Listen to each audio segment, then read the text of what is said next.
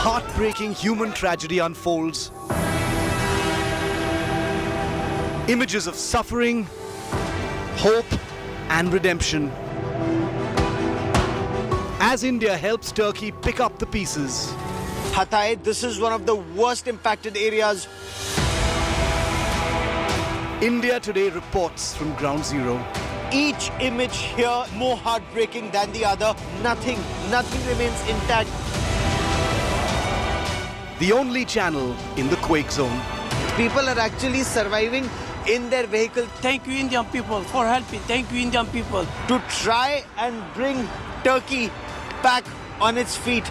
With cameraman Kripal Singh in Hatay, Turkey. Gaurav Sawant for India Today.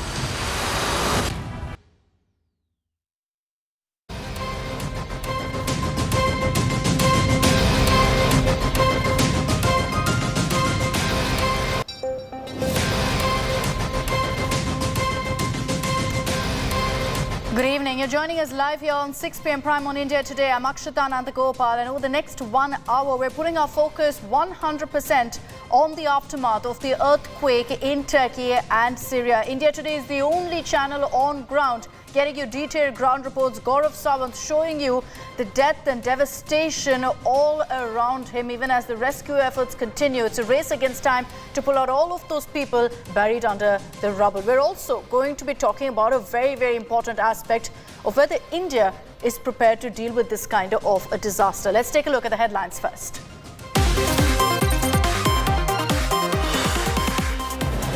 Prime Minister's fiery counter in Rajya Sabha amid non-stop opposition heckling taunts Gandhis and Congress over Nehru, says ek akela sab pe bhari.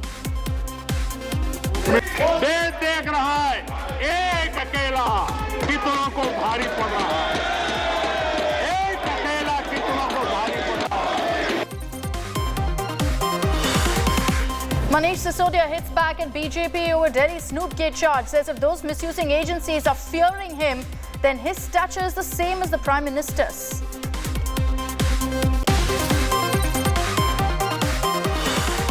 MOSMEA V. Muralidharan's home attacked in Thiruvananthapuram by unidentified miscreants.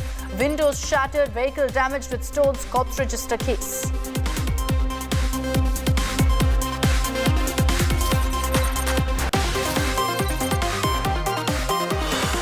February 14th gets an all-new twist. Government panel says hug cows this Valentine's Day for emotional richness.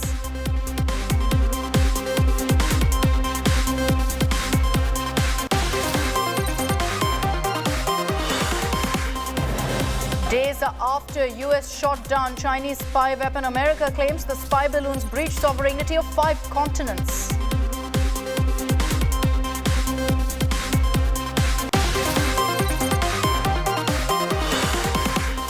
And Australia bundled out for 177 courtesy Ravindra Jadeja's 5-wicket haul. Captain Rohit Sharma's unbeaten half-century take India to 77 for the loss of 1 wicket at the end of day 1 of the Nagpur Test. So here's a brilliant run in India.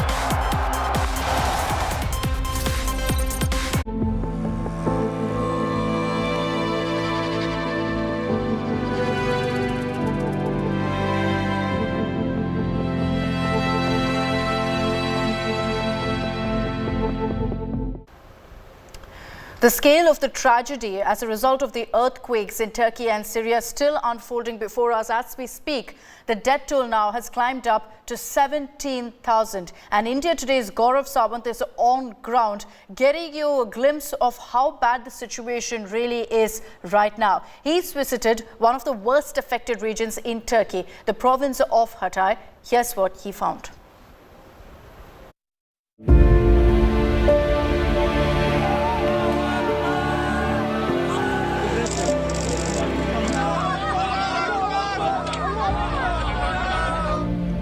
Over 15,000 dead. Thousands more injured. And millions left homeless. These numbers unfortunately continue to climb up as rescue operations continue. India Today's Gaurav Sawant is at Hatay, one of the worst affected areas in Turkey. the only Indian journalist reporting firsthand on the rescue efforts. Of course, magnitude of the crisis is so bad here that people are now having to fend for themselves. Some houses that do remain intact are serving as a base for others to live in. And like in this place, there is makeshift effort.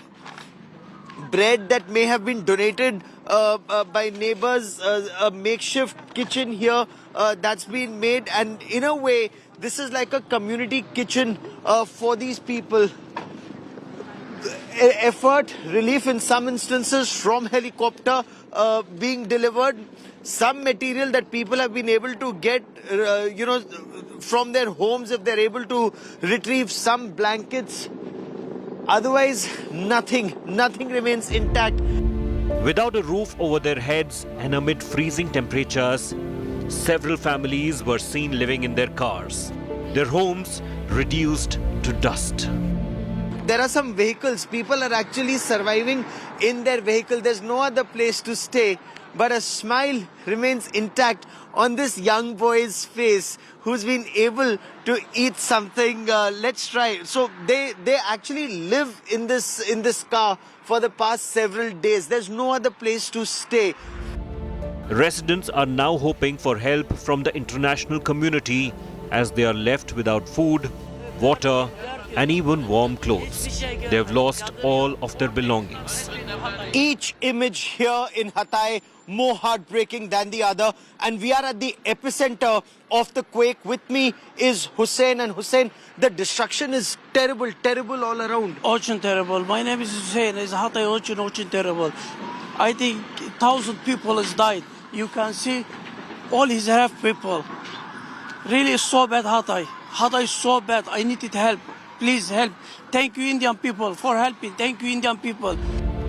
Meanwhile, several international rescue teams who are in Turkey to aid in relief operations have been assigned specific quake regions by authorities. We took 21 person live. Alive. Yes, a live person. 58 aparts. There were 58 apartments here in this building. Here. So we will be very careful. We must be careful. I wish you all the best. We heard some voice. We will work this area, this building. It's a race against time for the rescuers who are working tirelessly for days to save as many lives as they can. You have multiple teams working round the clock.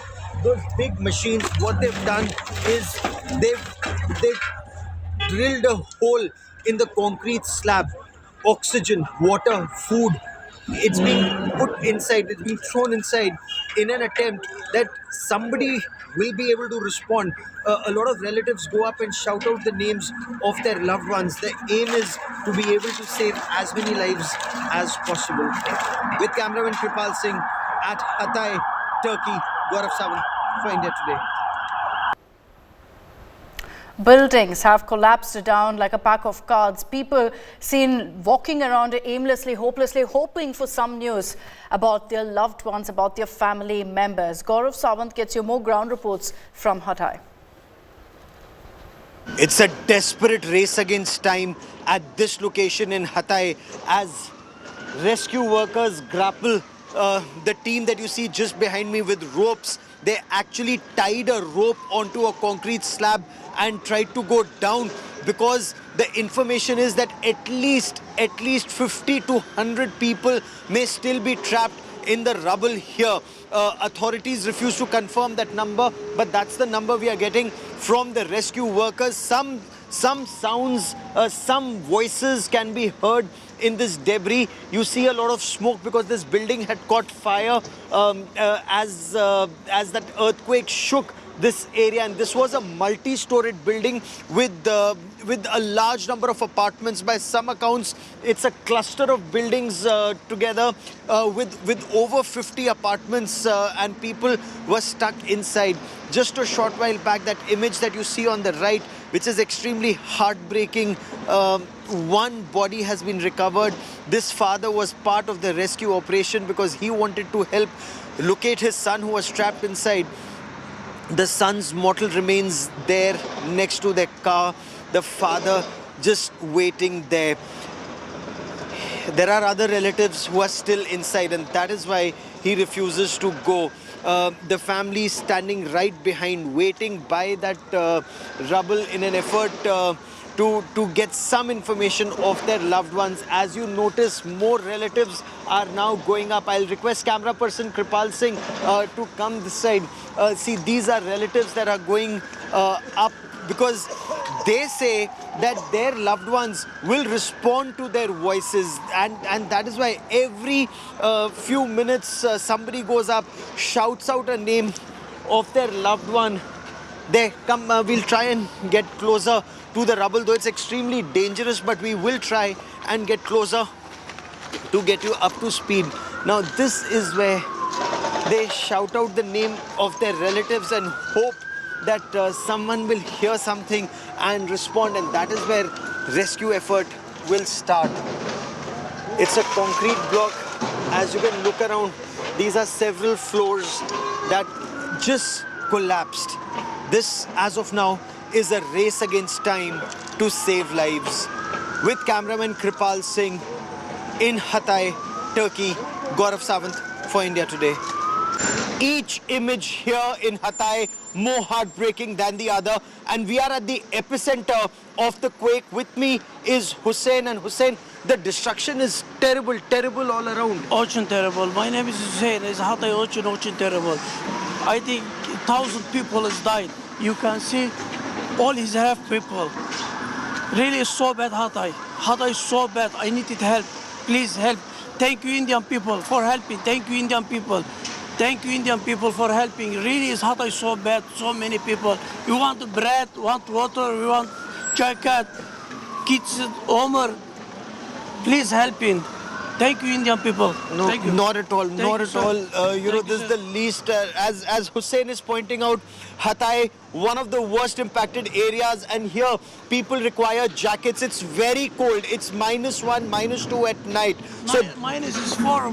Look, oh, it's very cold. Yeah. You can't take a jacket, you can't take a football, no nothing. All his house broken.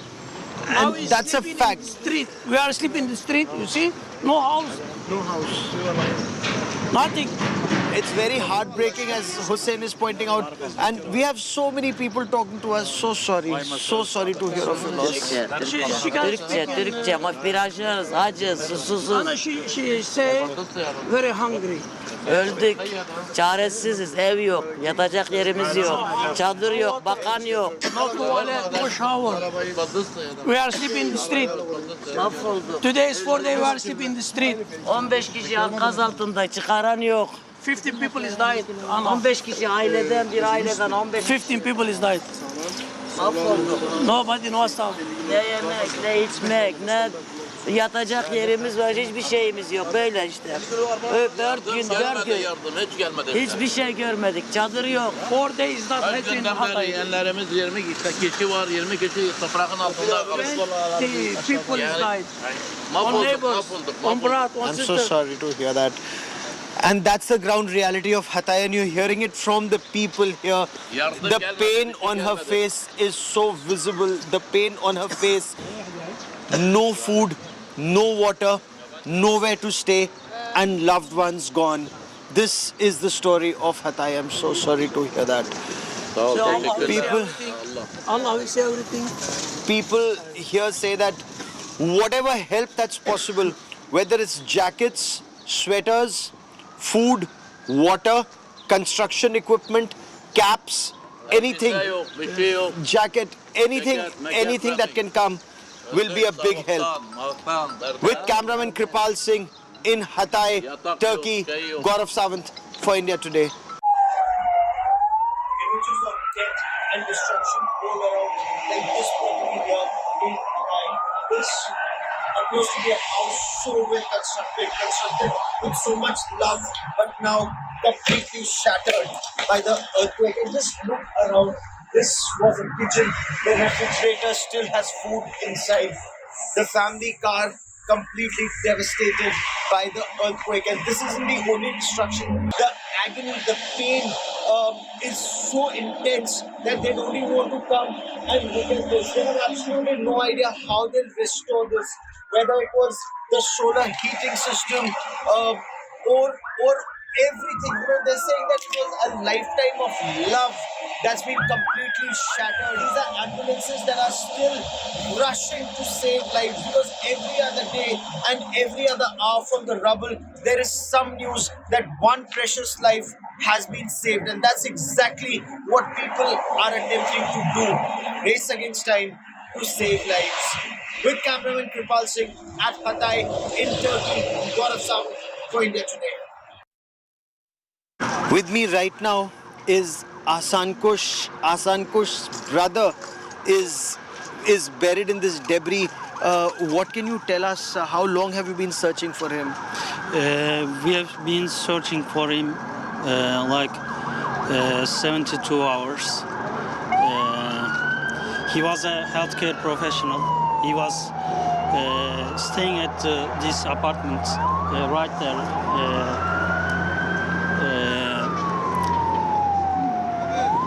Then he buried under there. But I saw you were trying to call. Is his mobile phone ringing? You shouted out his name. No, his mobile is not working. There's no voice in there, but we have hope. Of course. Please pray for him. Of course.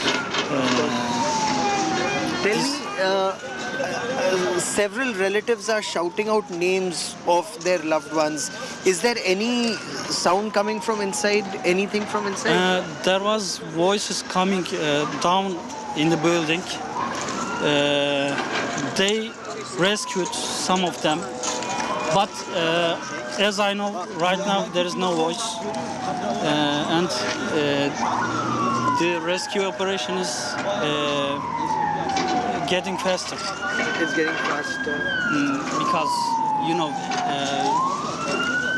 there is hope is increasing. Don't lose hope. I wish you all the best and really pray. Thank you. Welcome. I hope pray. you can come here with another good purpose. Maybe travel. Don't lose hope. Thank you. Akshitanandgopal will not lose hope. There are several people still feared buried in this debris, but the hope is that they would be able to find more people alive. Some have been taken out alive. Till some time back, voices could be heard. And at least the hope is more lives could be saved. Now, if between Turkey and Syria, the death toll has gone up to nearly 17,000. Amid all of the death and devastation in these countries, there have been also stories that give you hope. Stories of little children, of newborns, of toddlers being rescued by the heroes on ground.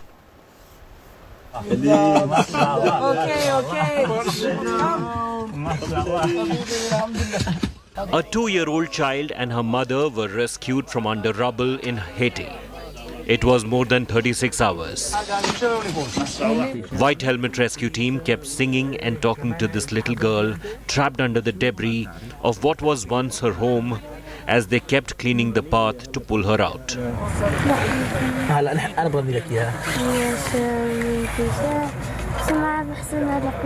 In Idlib of Syria, Sham was lucky to survive for the miraculous efforts of the rescue team.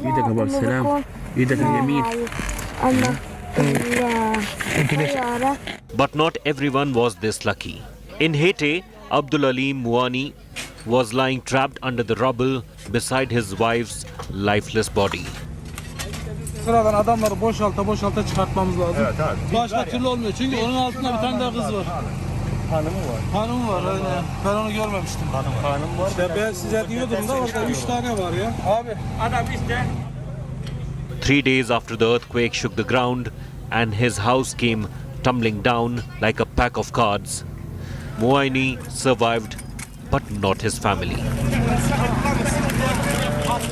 Rescuers are now lying on debris with their ears to the ground to trace any sound of life left under the piles of rubble. Hopes are fading fast to find anyone alive as 72 hours have passed since the earthquake of 7.8 magnitude struck Turkey and Syria on Monday. Sometimes they are lucky to find a life and are able to pull the person out, but now, more often, they are not. Locals working side by side with the international rescue teams have not given up hope despite the ticking clock tipped heavily against their success.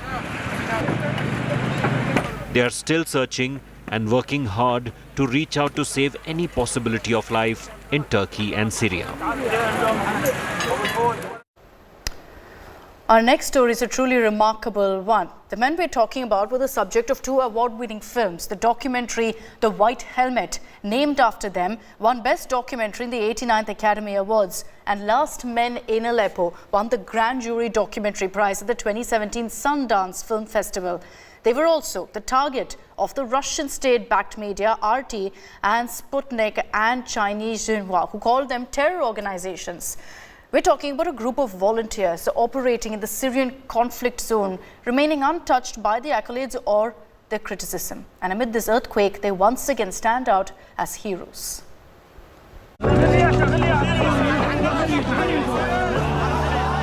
The father, along with his son and daughter, were rescued from under the rubble by the White Helmet rescue team nearly a day after they were trapped in the debris. Another city in Syria, same story.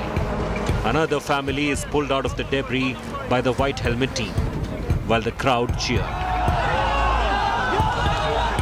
White Helmet was the first responder in the rebel-held enclave of Syria as soon as the earthquake struck on 6th of February.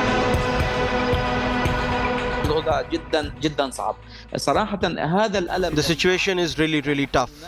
We are feeling pain and we have been appealing for aid since the first hours of this earthquake.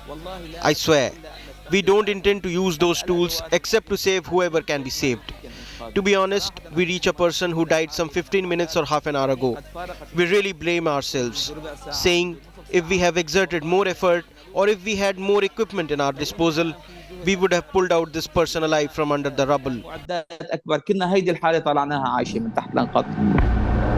The White Helmets are officially known as Syria's civil defense. Formed during the Syrian civil war of 2014, this volunteer organization operates in opposition-controlled Syria and Turkey. They are known for the rescue and evacuation work, and they proclaim themselves as neutral in the Syrian conflict. But they are not on the best terms with Syrian President Bashar Assad. Foreign funding to White Helmets stopped in 2018, and since then they have struggled. When the disaster struck Syria and Turkey, they were out with their limited resources, on their toes, digging through rubble for signs of life. And that's how they found the mother in her dying minutes, giving birth, trapped in debris of collapsed buildings. There are many stories, and this is one of them. She was a pregnant woman in her last trimester, and unfortunately, she was one of the victims of this earthquake. She was under rubble, and civil defense managed to reach her. She had already given birth just before she passed away. She was taking her final breaths when she gave birth. We managed to save the child, but unfortunately, the woman passed away. الأنفاس حصلت عملية هذه الولادة واستطعنا إنقاذ الطفل ولكن للأسف الامرأة كانت في عداد الشهداء. The story has now become viral. It's a story of life springing out of disaster in resilience and secured by impartial rescue work of the White Helmet. Slipping into a short break here on 6 p.m. Prime. Coming up on the other side, we're going to be talking about whether India is prepared if this kind of a calamity strikes us. Heartbreaking images coming in from Turkey and Syria. What do we need to do to avoid this kind of a disaster in India? We're going to talk about that in just a bit.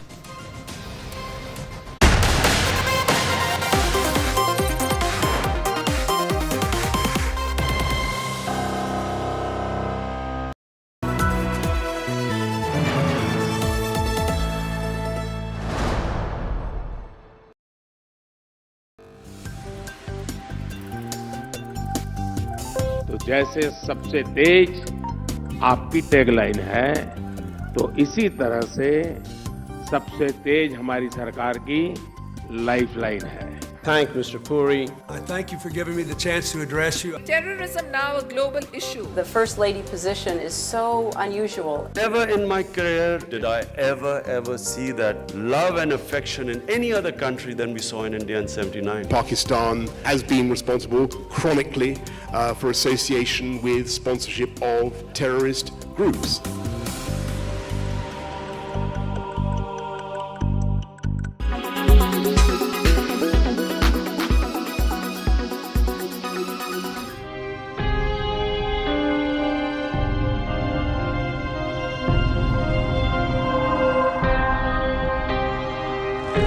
Death, destruction, and miracle survivals. As rescue efforts crawl in the face of many obstacles, what's emerging in quake-ravaged Turkey and Syria are stories of human resilience.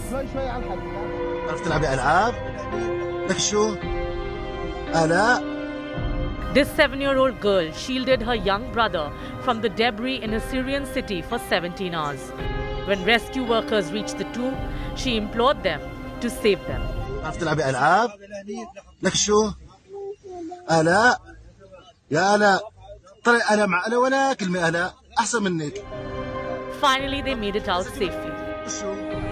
In northern Syria, rescuers digging through rubble discovered a newborn girl who was still connected to her mother's umbilical cord. The baby survived, but her mother was pulled out dead from the ruins. Cold weather is hampering relentless rescue operations.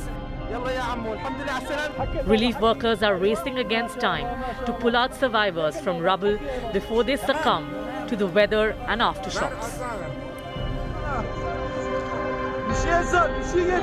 Meanwhile, the Indian Air Force has sent a 4th aircraft with relief material to Turkey. The Indian Army has also mobilized medical teams. New Delhi has rushed to help Syria as well.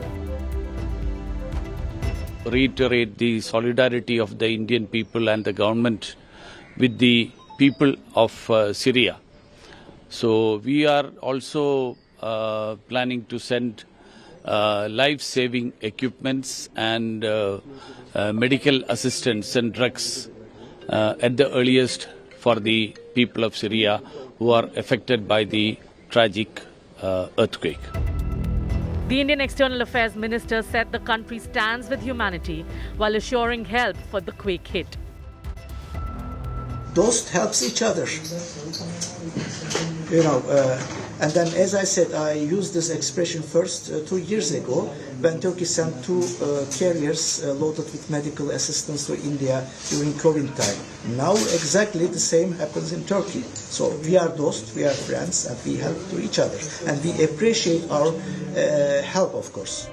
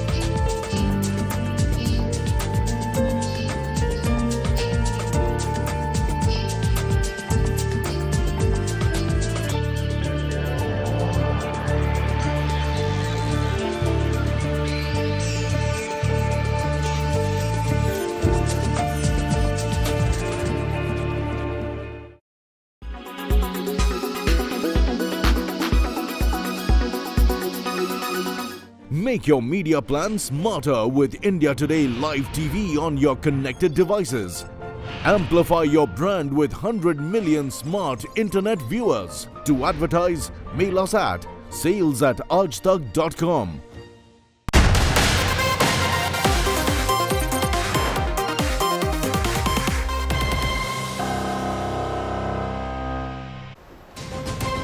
India has been pouring in all possible help for the people of Turkey and Syria in this terrible hour of grief and devastation. The Indian government, under its ongoing operation, it's called Operation Dost, has sent much-needed search rescue teams, even setting up a field hospital on ground. Let's take a look at how India is helping in the rescue and relief work.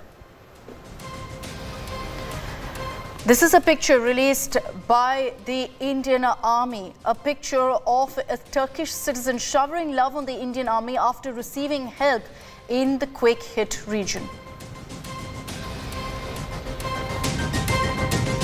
The Army Field Hospital in Hatay of Turkey has started functioning, running medical, surgical and emergency wards, X-ray labs, medical stores, all of that has been set up. There's more help headed Turkey and Syria's way. The 6th Operation Dost flight has also reached Turkey. India has assured that more search and rescue teams, dog squads, essential search and access equipment, medicines, all of that is ready for deployment and relief efforts in the coming days. Our NDRF heroes are also on ground, helping actively in the search and rescue operations. These images from Turkey's Nurdagi, where 3 NDRF teams, in fact, with specially trained dog squads with medical supply, are hard at work.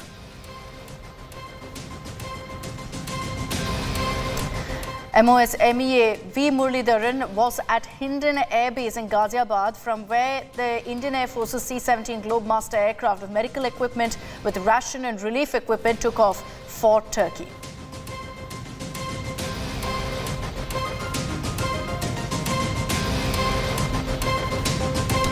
On the other side of a short break here on 6 p.m. Prime, we're getting you a report from the national capital. The national capital region is actually in a high-risk zone of an earthquake. So is the capital actually prepared? Are we following all guidelines? We'll tell you in just a bit.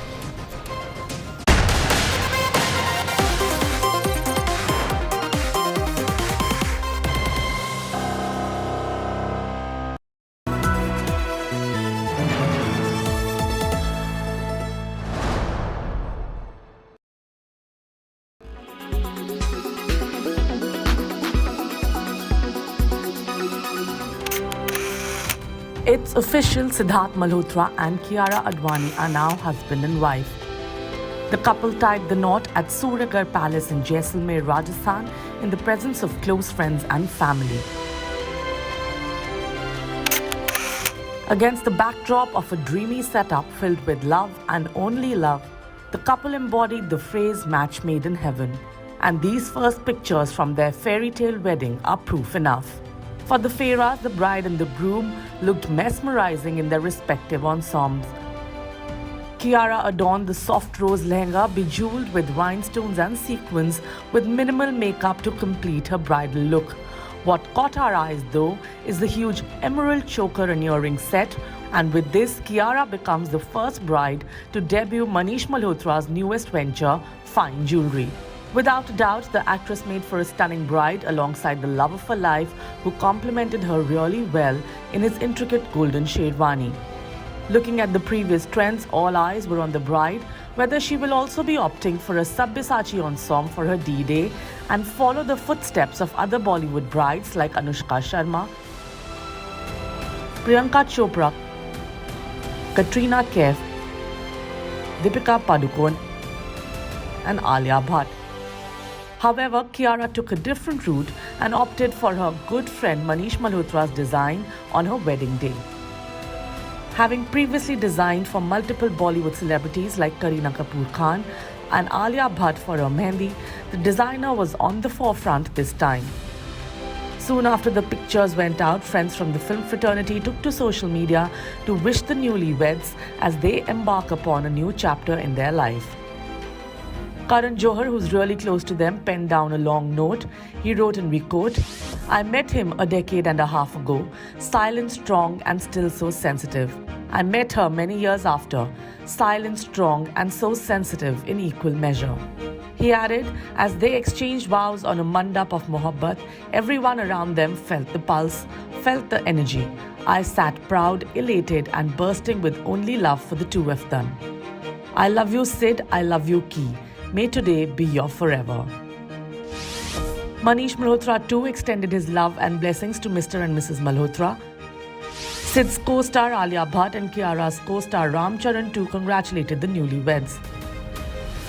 The couple will now host two separate receptions, one in Delhi, which is to be held on 9th February, and the other in Mumbai, most probably on the 12th. And as Siddharth Malhotra and Kiara Advani begin their happily ever after, we at India Today too extend warm wishes to this lovely couple. Entertainment Bureau, India Today.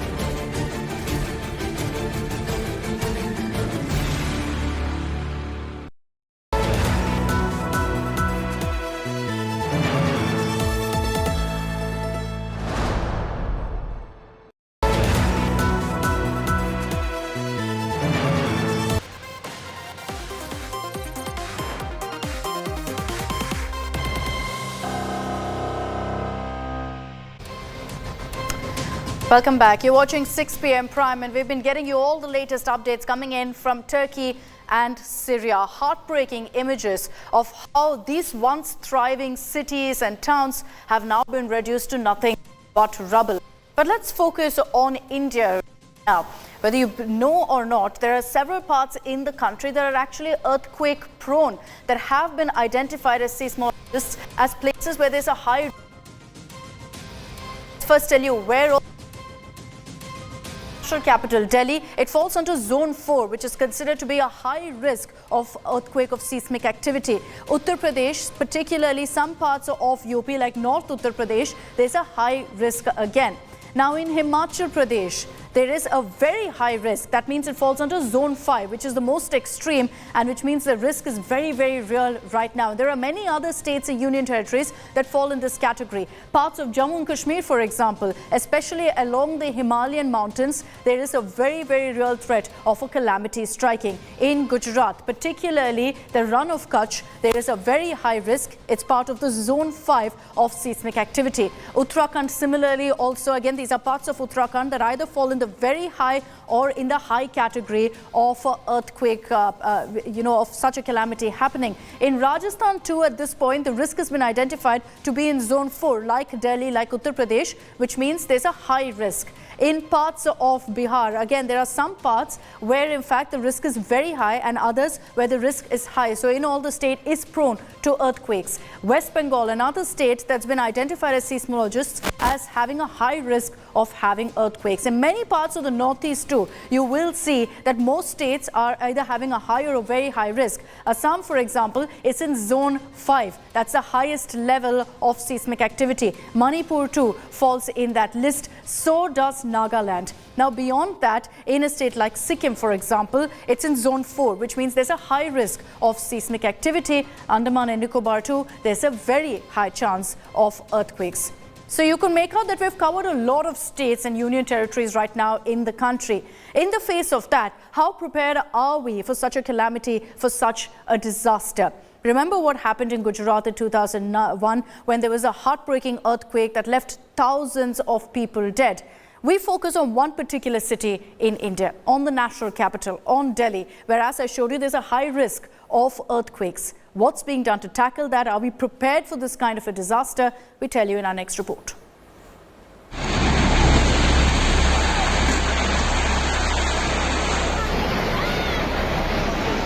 Houses falling down like a pack of cards. High-rise buildings, iconic monuments all reduced to dust. Is this what will happen to India too if we were hit by an earthquake? No, we're not fear-mongering. There's a very, very real threat of an earthquake striking us here in India. Think of what happened in Bhuj in 2001. This could happen in our cities too. Did you know, for example, that Delhi lies in a high-risk zone? And that's why those of you who live in Delhi, every few months, feel a tremor or two. Organizing a CDRI, it could have a huge impact, actually, and both internationally and domestically. And this is an Indian-led organization, you know, and India has such a huge capacity.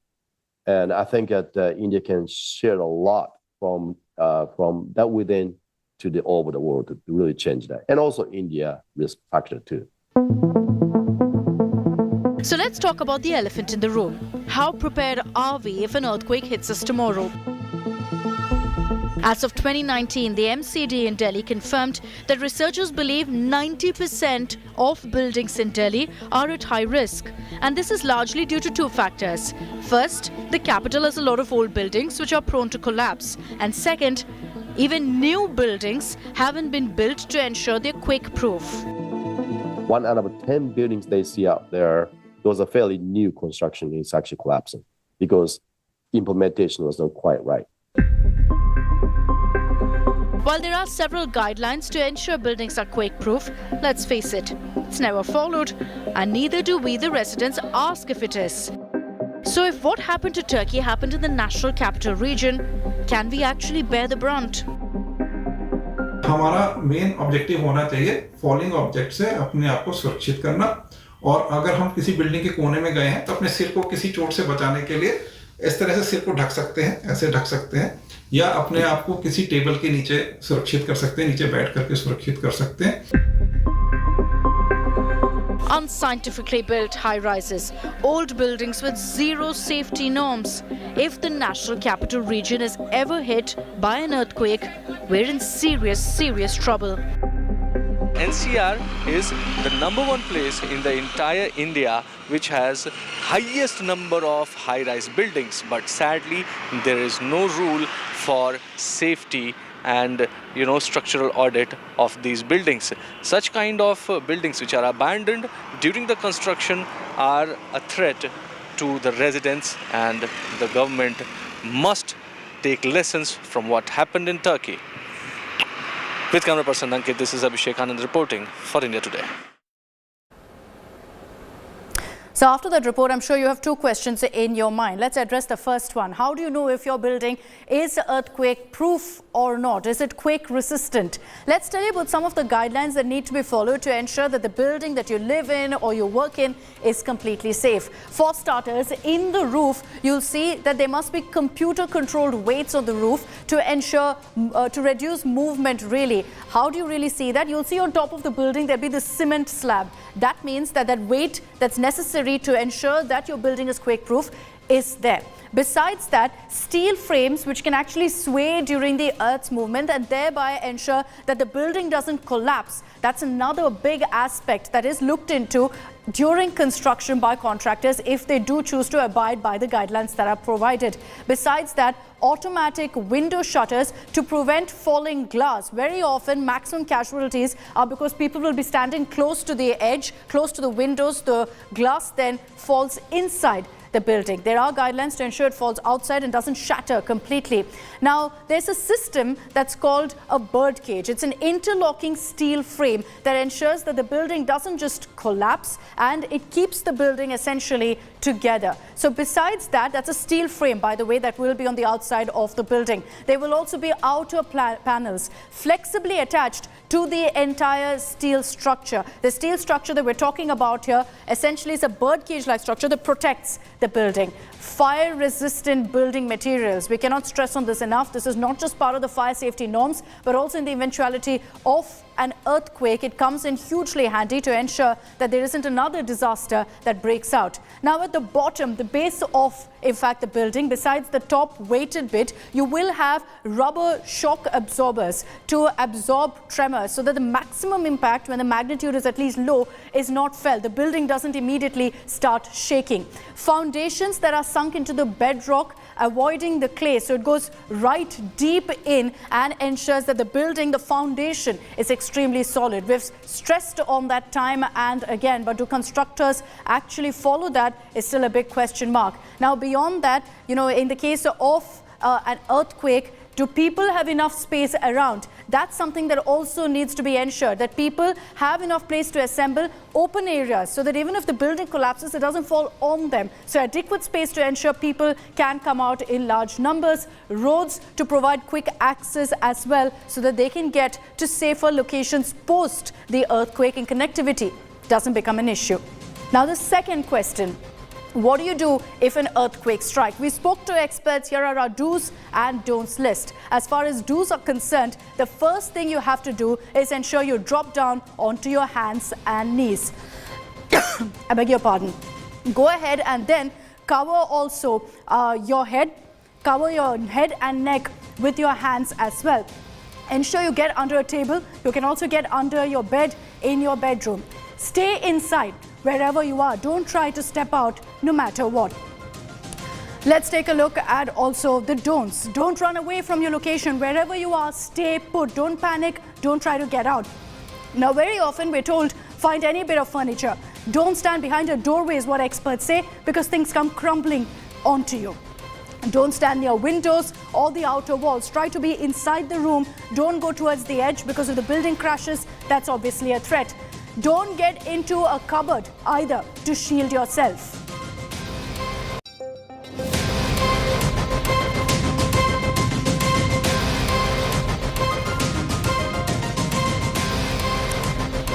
We hope you found that information useful. Let's keep our fingers crossed that we don't see that kind of a calamity ever playing out here in the country. That's all we have time for in this edition of 6 p.m. Prime. Thanks for tuning in.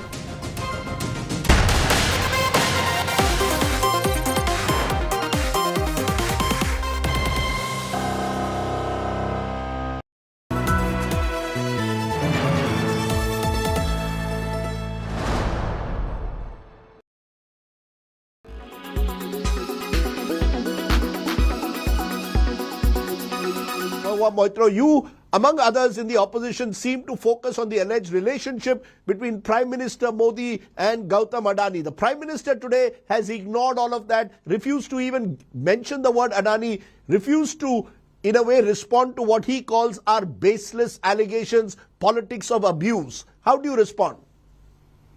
Rajdeep, this kind of attitude is what has got the BJP into this mess in the first place.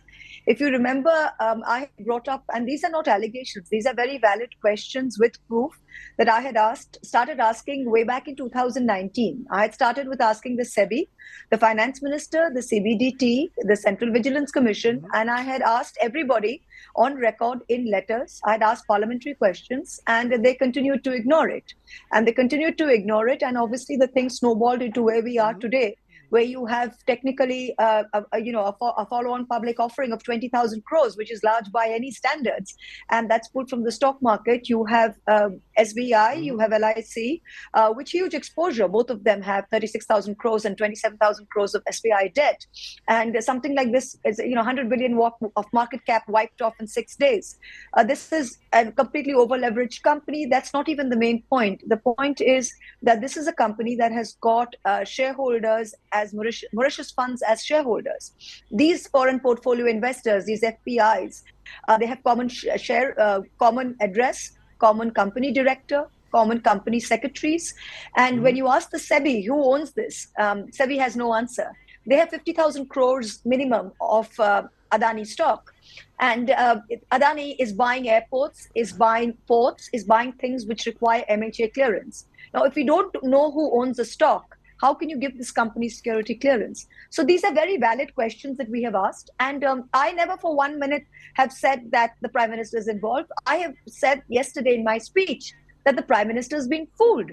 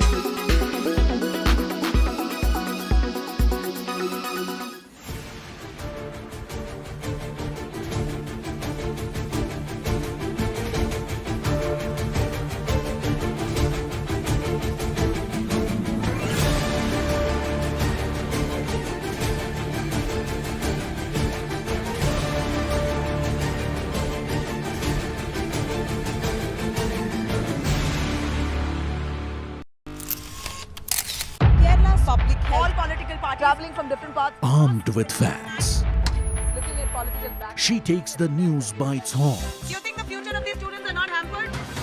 Fierce, bold and direct, setting the tone for the biggest stories.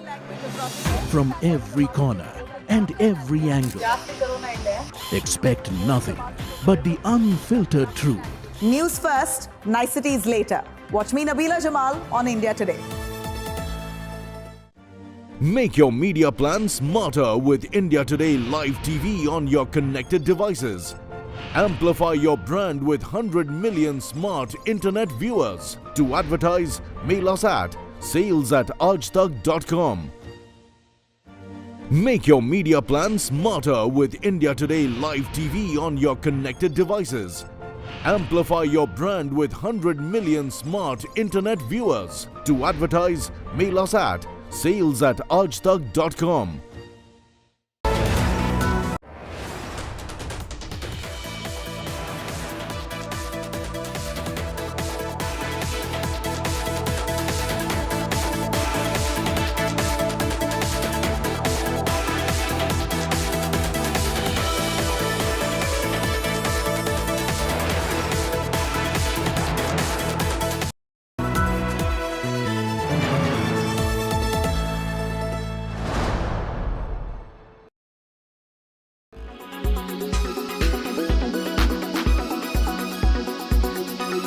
The world is looking to India, now at the helm of G20, to energize global partnership in several critical areas.